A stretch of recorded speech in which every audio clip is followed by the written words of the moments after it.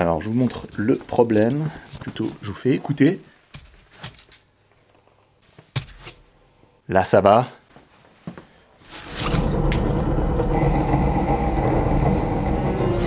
Et là ça va pas. Garage bagnole et rock'n'roll, garage bagnole et rock'n'roll, garage bagnole et rock'n'roll, garage bagnole et rock'n'roll.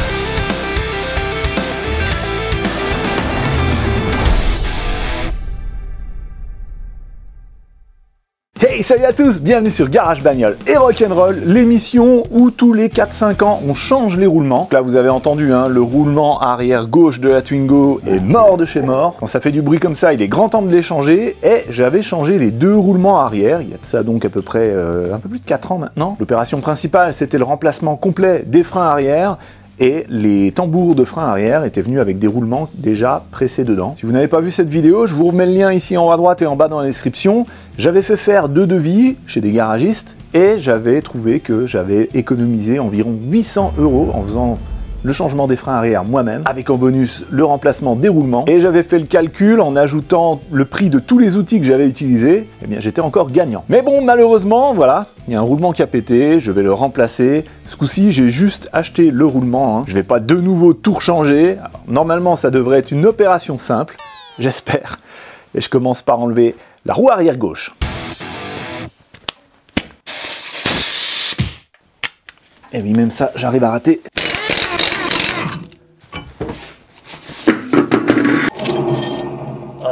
Et aussi, vous avez vu comme il est rouillé ce tambour. Il y a 4 ans, il était tout neuf, tout brillant. Bah, mais qu'est-ce que c'est? Il y a une tôle qui se barre. C'est un pare-chaleur. Oh. Ok, chaque chose en son temps. Maintenant, il faut que j'enlève le petit capuchon qui est là.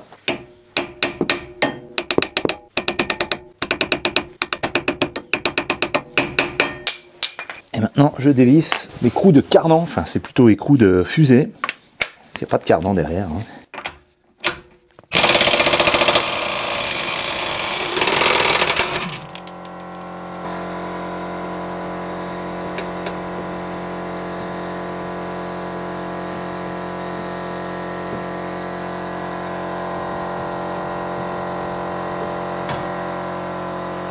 Et le voilà le roulement. Donc il est tenu ici par un circlip avec direction établie. Alors, lunettes de sécurité, hein, parce qu'un circlip comme ça peut voler dans l'œil. Ça va pas. Oh, j'y crois pas, ça rentre pas. Les bouts là de mes outils sont trop gros. J'ai une autre petite pince à circlip là, et elle s'écarte pas assez. Et là, bah, j'arrive pas à avoir les deux bouts. Donc non plus. Donc là, ben, je vais bidouiller un truc avec un crochet. Pas le choix. Hein. Et ça a l'air d'être bien pris là-dedans.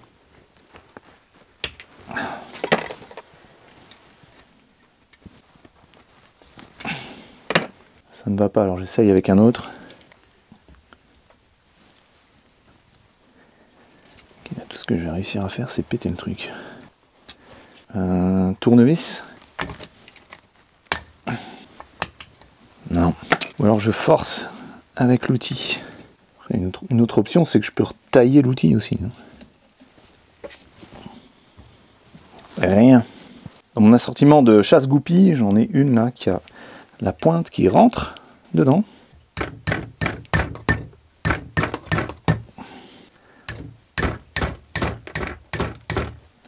Incroyable.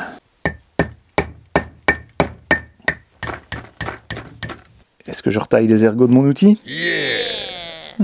Allez, pourquoi pas.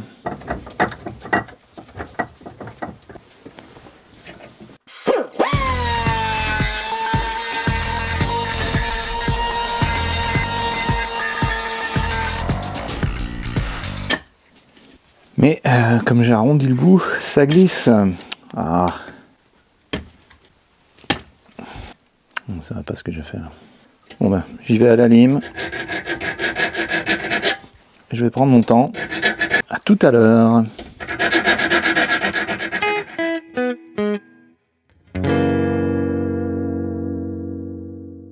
voilà, outil retaillé, au final, la lime c'était trop long, j'ai repris ma meuleuse avec une meule bien droite.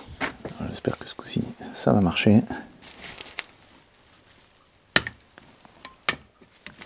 Oui, il y a quelque chose qui est venu et mon outil n'a pas cassé. Est-ce que comme moi vous voyez un circlip en train de bouger? Il est collé, c'est pas possible.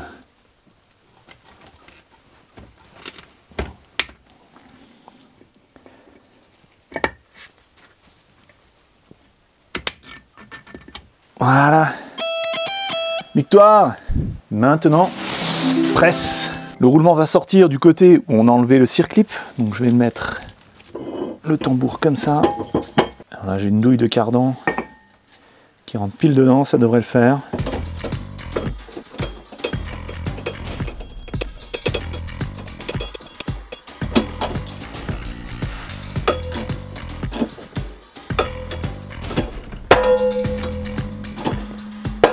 Ok, ça fait clang.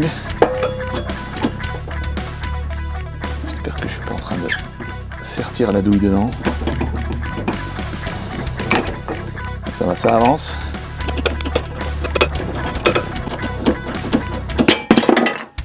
Allez. Et donc voici le roulement qui a effectivement pas mal de jeu. Alors voici le nouveau roulement. Niveau taille, ça correspond bien à l'ancien.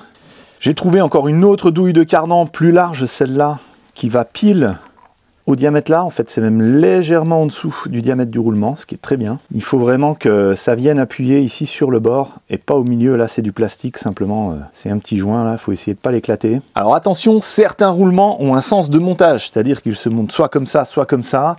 C'est en général des roulements qui ont sur un côté une piste magnétique pour l'ABS. Là, c'est pas le cas, hein. Ce qui fait l'ABS sur la Twingo à l'arrière, eh bien, c'est la roue crantée que vous voyez ici.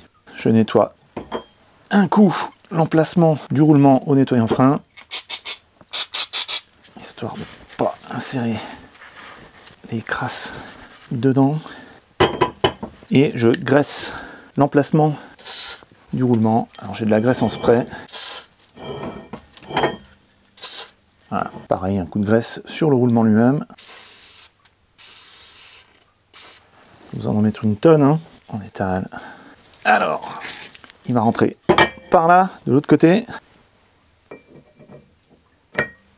Puis il n'y a plus qu'à presser jusqu'à la butée.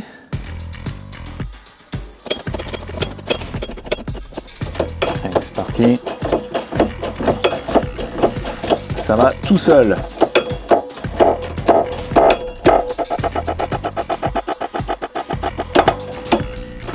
Voilà, là je suis en butée. Voilà, donc là le roulement est bien au fond, il est juste derrière la goulotte pour mettre le circlip. Le plastique n'est pas endommagé. Donc là on est bien, plus qu'à mettre le circlip. Le roulement il vient avec un kit et on a un nouvel écrou de cardan, enfin nouvel écrou de fusée, nouveau capuchon qui viendra là. Et nouveau circlip. Alors normalement avec l'outil adéquat, ça devrait être très facile. Ça commence. Il va falloir que je me batte.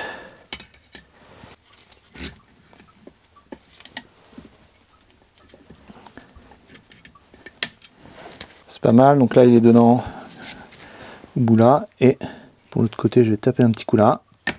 Tac, c'est bon. Donc là, ce roulement, il ne peut pas sortir de là. Remise en place du tambour. Vu que j'ai été avec mes doigts gras à l'intérieur, nettoyage au nettoyant frein. Donc sur toute la surface de contact avec les mâchoires de frein là. C'est comme ça que ça freine un frein à tambour. Les mâchoires s'écartent et ça vient frotter à l'intérieur du tambour. J'ai une vidéo où je vous montre comment ça fonctionne en détail, même en mouvement. J'avais ouvert un tambour sur la Ford Mustang pour vous expliquer. Je vous remets le lien vers cette vidéo ici en haut à droite et en bas dans la description. Très intéressant. Cliquez dessus mais pas tout de suite. Attendez la fin de cette vidéo déjà. Alors, c'est tout propre. Ici, la fusée, elle est propre. Elle a encore de la graisse. J'avais pris de la graisse. Allez, j'en remets un petit coup. Juste pour montrer. Voilà, donc c'est vraiment juste ici sur la fusée. Surtout pas sur les filets pour serrer l'écrou. Hop. Plus qu'à le mettre en place.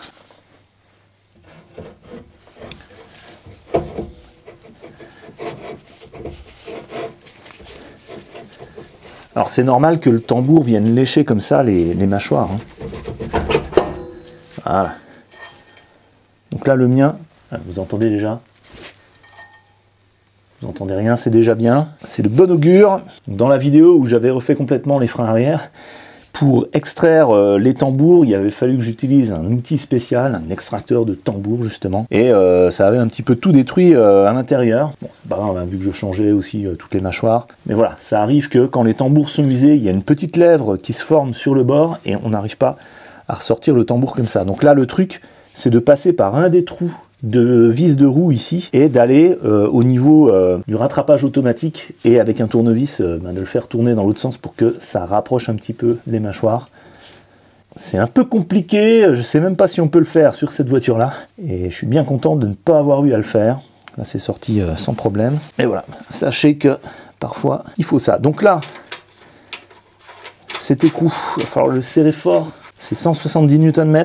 Et c'est important que ce soit serré au couple parce que c'est ça qui vient presser le roulement à billes. J'approche l'écrou à la péteuse hein, parce que ça va plus vite pour moi. Je termine à la clé dynamo. Là pour faire des gros serrages comme ça, j'aime bien aller du haut vers le bas. J'utilise le poids de mon corps et puis la gravité. Voilà, donc là je suis embuté, serrage. Il faut essayer de serrer en une seule fois. Et c'est bon. Et ben nouveau capuchon au maillet. Et ben alors.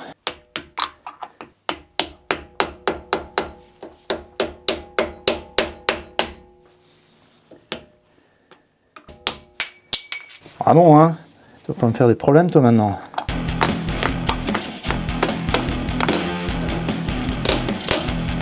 Moi c'est pas possible.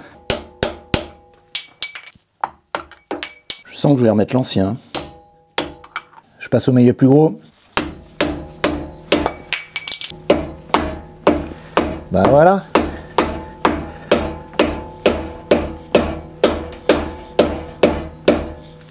Allez, il s'envolera pas. Ah. Il faudra que je réattache cette plaque là ou que je la vire.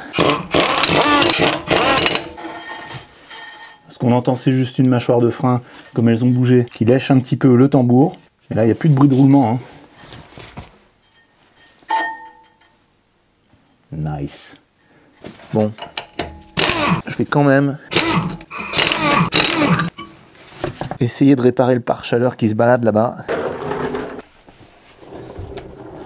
Alors, il est là, au-dessus de l'échappement. Là, il est venu frotter contre l'amortisseur. Donc là, il y avait un point d'attache.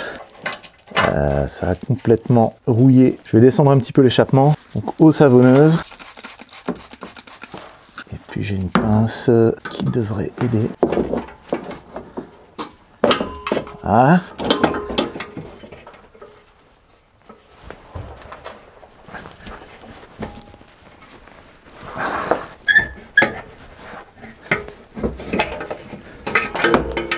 Ok.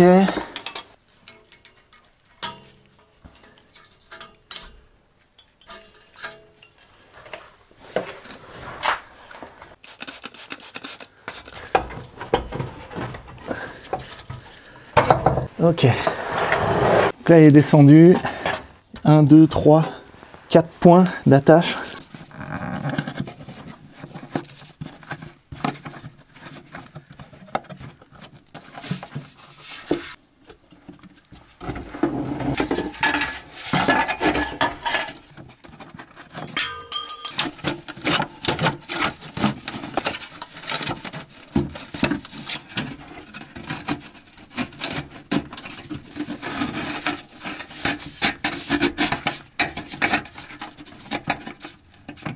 Et c'est parti pour le soudage.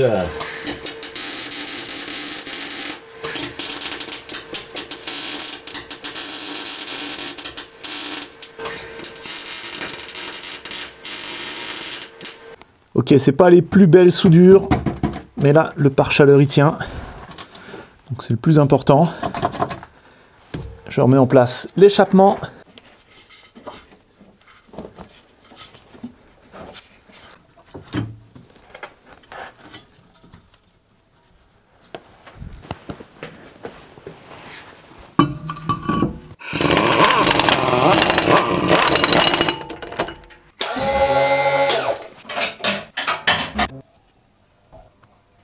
Et les vis de roue, je les serre à 100 Nm.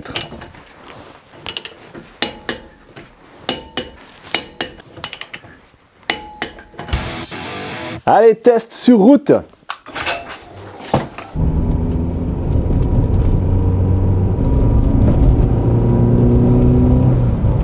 Bon bah écoutez, ça va. Donc là je teste 3 choses. D'abord le soufflet de cardan que j'ai changé. Ça tracte, il n'y a pas de bruit. La courroie de l'alternateur, ça va bien aussi. Et puis bien sûr, roulement arrière gauche. Et vous pouvez voir derrière moi les cerisiers en fleurs. Elle freine bien. Les vitesses passent. Elle a de la pêche, aucun voyant au tableau de bord. Marche très bien cette voiture.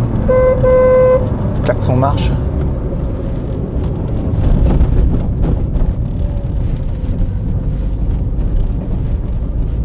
J'aurais bien aimé faire ce test sur route avec le toit complètement ouvert et cheveux au vent, parce que ça c'est une particularité de la Twingo, c'est d'avoir ce toit qui peut s'ouvrir quasiment complètement, c'est génial en été. Et bah là il fait super moche, donc je reste toit fermé et puis surtout bah j'ai plus de cheveux quoi. Bon bah ça marche, ça marche. On va se rentrer au garage.